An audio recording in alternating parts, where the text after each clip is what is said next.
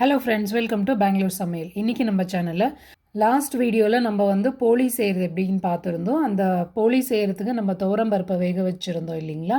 அந்த பருப்பை மட்டும் நம்ம போலிக்கு யூஸ் பண்றோம். ஆனா அதோட தண்ணியை வந்து நம்ம என்ன பண்றதுன்னு தெரியாது, வேஸ்ட் ஆயிடும் இல்லீங்களா? அதை வேஸ்ட் பண்ணாம ஒரு சாம்பார் செய்யறது எப்படின்னு தான் நான் இந்த வீடியோல காட்ட போறேன்.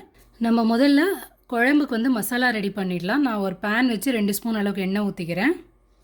1 ஸ்பூன் அளவுக்கு சீரகம், அரை ஸ்பூன் அளவுக்கு மிளகு, 5-6 பல் பூண்டு,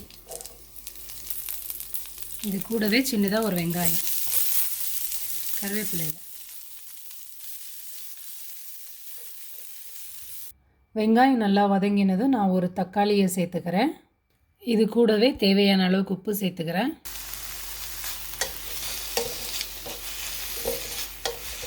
இப்போ இது நல்லா வதங்கிருச்சு.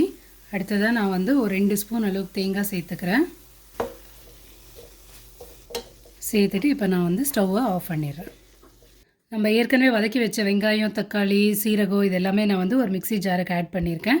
இது கூடவே சக்தி சாம்பார் பவுடர் நான் 2 ஸ்பூன் சேர்த்துக்கிறேன். நீங்கள் எந்த சாம்பார் பவுடர் வேணுனாலும் சேர்த்துக்கலாம். சேர்த்துட்டு இது கொஞ்சமாக தண்ணி சேர்த்து நான் வந்து நல்லா நைஸாக அரைச்சிட்டு வந்துடுறேன். இப்போ இது வந்து நல்லா நைஸாக அரைச்சி ரெடியாக இருக்குது. ஒரு கடாய் வச்சு 2 ஸ்பூன் எண்ணெய் ஊற்றி சூடு பண்ணிக்கிறேன். எண்ணெய் காஞ்சதும் அரை ஸ்பூன் கடுகு, அரை ஸ்பூன் சீரகம் போட்டுக்கிறேன். இது பொரிஞ்சதும் 4-5 பல் பூண்டை தட்டி வச்சுருக்கேன். ஒரு கொத்து கருவேப்பிலை, 4 மிளகா கிள்ளி வச்சுருக்கேன். இதை சேர்த்து இப்போ வதக்கிக்கிறேன். சின்னதாக ஒரு வெங்காயம் சேர்த்துக்கிறேன்.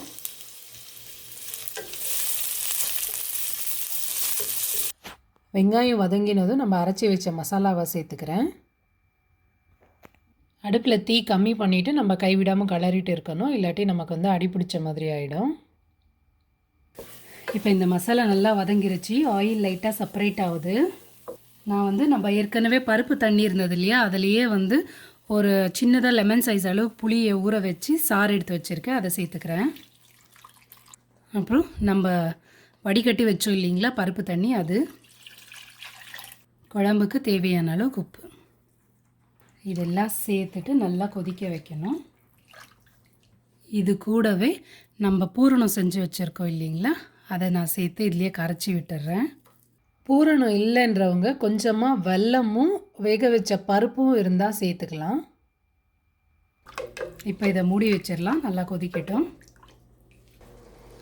குழம்பு நல்லா கொதிக்குது. கடைசியாக கொத்தமல்லி தலையை தூவிட்டு நம்ம இறக்கிடலாம். இந்த குழம்புல புளி, உப்பு, காரம் எல்லாமே சேர்ந்து ரொம்பவே சூப்பர் டேஸ்ட்டாக இருக்கும். நீங்களும் இந்த ரெசிபியை ட்ரை பண்ணி பாருங்கள்.